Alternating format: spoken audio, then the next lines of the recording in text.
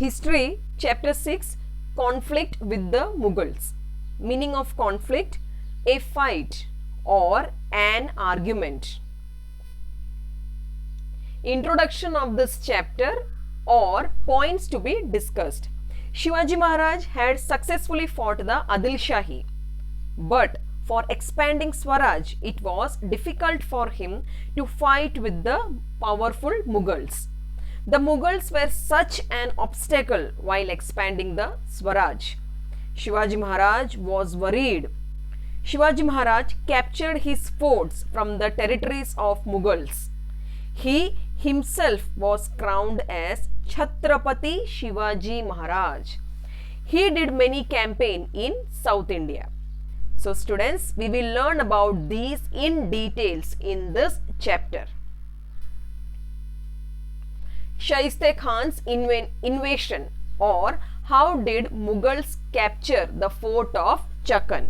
Meaning of invasion, an act of entering into another country with an army in order to take control of it. Meaning of invasion, an act of entering into another country with an army in order to take control of it. Let us know how did the Mughals capture the fort of Chakan. Shaiste Khan left Ahmednagar and reached Pune province in February 1660. He conquered the territory of the Swaraj by sending small units of his army to the neighboring areas. He encamped at Chakan, meaning of encamped, to settle. Firangoji Narsala was the Killedar of the Chakan fort. He tried to stop Shaiste Khan's army in all ways, but he was unsuccessful. Finally, the Mughals captured the fort of Chakan. After capturing the fort of Chakan, Shaiste Khan set up a camp at Lal Mahal in Pune. Lal Mahal in Pune is a place where Shivaji Maharaj spent his childhood. Khan sent his army in and around the regions of Pune. His army looted the people of Swaraj nearly for 2 years. Still, Shaiste Khan was not willing to go back to his province. Naturally, people was worried and they were upset. They almost lost faith in Shivaji Maharaj. Finally, after a lot of thinking, he came out with a plan to get rid of Shaiste Khan. Let us know how Shaiste Khan left Pune, or how did Shivaji Maharaj got rid of Shaiste Khan. Shivaji Maharaj secretly raided Lal Mahal on 5th April 1663. He took with him some selected soldiers and at night he raided Lal Mahal. Raided means attacked. During the raid, Shaiste Khan lost his fingers. He suffered great humiliation. He felt defeated, or you can say he felt insulted. Therefore, he left Pune and shifted to Aurangabad. After this incident, Aurangzeb was not happy. He transferred Shaiste Khan to Bengal province. So, after the successful attack on Shaiste Khan, therefore, people's faith was restored and strengthened further in Shivaji Maharaj. Surat campaign. Next point, Surat campaign. In 3 years, when Shaiste Khan was at Lal Mahal, he had destroyed a large number of territories of Swaraj. Shivaji Maharaj decided to teach Mughals a lesson for this loss. So he decided to lead a campaign in Surat. Let us know about Surat. In those days, Surat was a big trade center and a port under Mughals' control. The British, Dutch and French had their factories there. Maximum revenue was earned by this city. Shivaji Maharaj raided Surat. He did not bother about the common people of Surat. Inayat Khan was the Subedar of Surat. He could not fight back with Shivaji Maharaj. Hence, Shivaji Maharaj obtained plenty of wealth from Surat without bothering the common people of Surat. This brought a big blow, or this brought a big shame to Emperor Aurangzeb. Therefore, Shivaji Maharaj led a successful Surat campaign. Next point, Jai Singh's invasion. Aurangzeb was watching Shivaji Maharaj. As Shivaji Maharaj's activity were increasing day by day, Aurangzeb sent Mirza Raja Jai Singh. Who was Mirza Raja Jai Singh? Mirza Raja Jai Singh was an experienced, powerful Sardar. Jai Singh started bringing all the forces together against Shivaji Maharaj.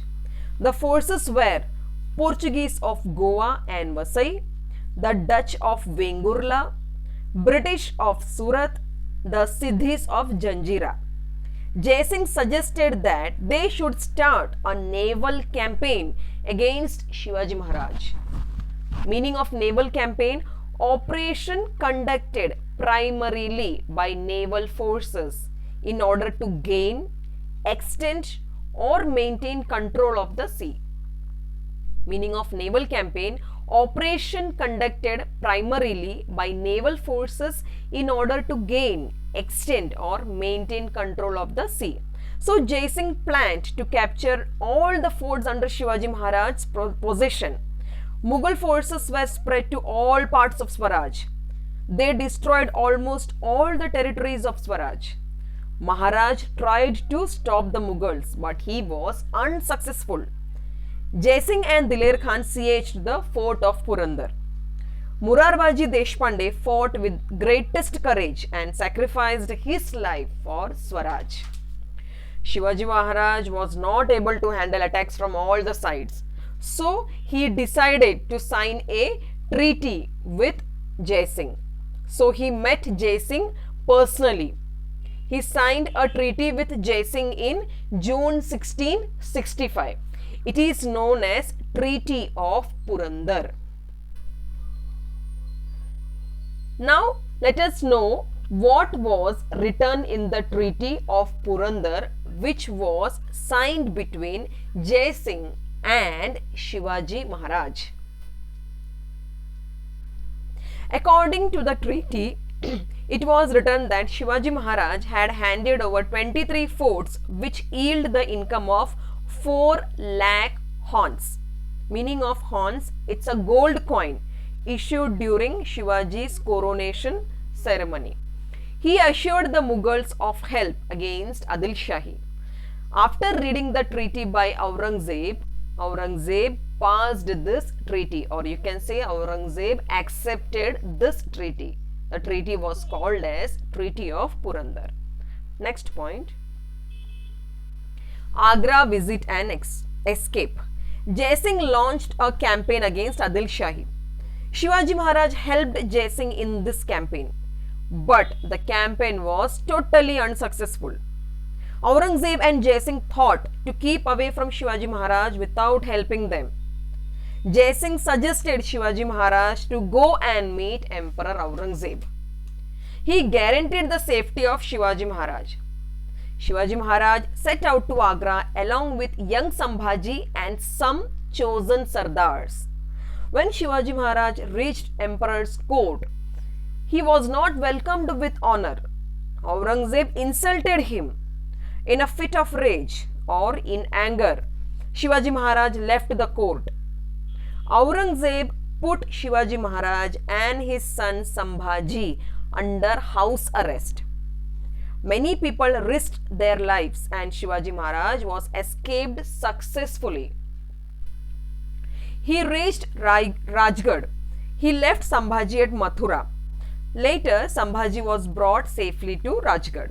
While Maharaj was away, Jizabai and associates of Shivaji Maharaj was looking after the administration of Swaraj. Next point, on the offensive against Mughals.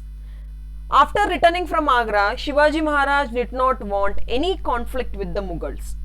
However, he wanted to regain the forts and territories given to them, given to the Mughals as per the Treaty of Purandar. For this, He prepared a comprehensive and bold plan. So on one hand, what did he do? He sent well-equipped army to capture all the forts. And on the other hand, by invading the territories of the Deccan, which was under the control of Mughals. Shivaji Maharaj attacked the Mughal territories of Ahmednagar, Junnar.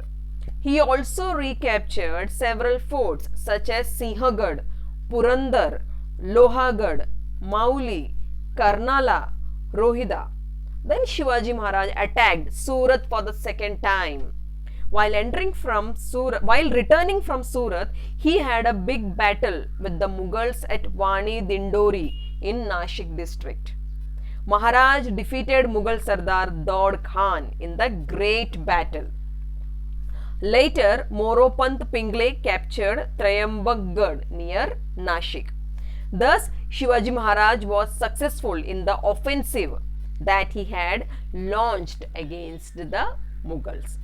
The contribution done in this offensive were Tanaji Malusare, Moropant Pingle, Pratap Rao Gujar. A contemporary chronicle named Anant Sabasad described this campaign as Shivaji Maharaj took 27 forts in 4 months and earned a great reputation for himself. Next point.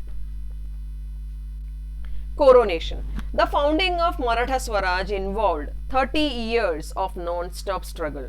Maharaj realized that Swaraj must be recognized by all as a sovereign independent state. So, formal or simple coronation was necessary. His coronation ceremony was held on 6th June 1674 at Raigad by Gaga Bhatt, a learned Pandit. Maharaj took the throne of Swaraj.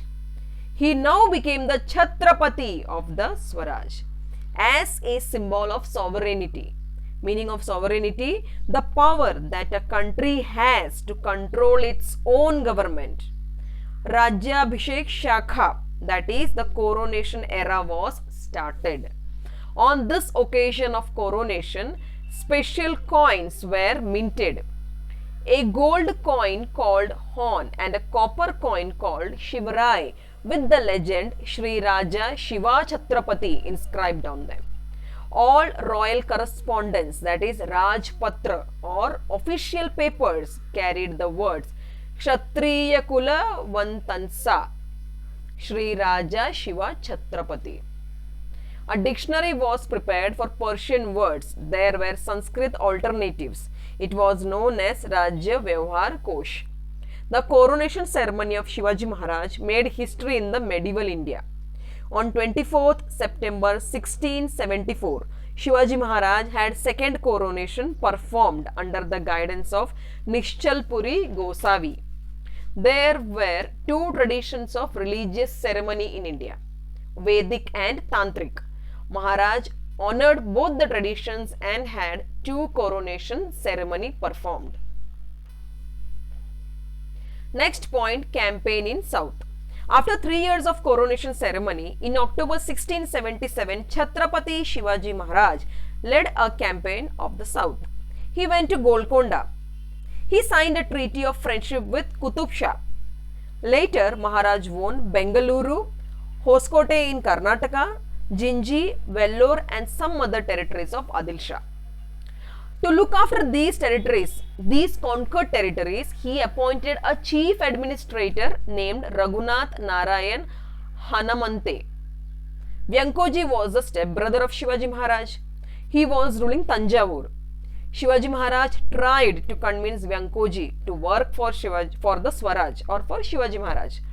Tanjavur rulers encouraged art and learning. The Saraswati Mahal library is very famous at Tanjavur. Shivaji Maharaj captured the fort of Jinji. Fort of Jinji became important in the later years. When Mughal emperor stayed in Maharashtra to destroy Swaraj, Chhatrapati Rajaram Maharaj stayed at fort of Jinji and did the administration of Swaraj from there. After the victorious campaign of the South, Shivaji Maharaj passed away on Rajgarh at 3rd April 1680. He died at the age of 50. It was a great loss to Swaraj. A great era came to an end. I hope this chapter is clear to you. Thank you.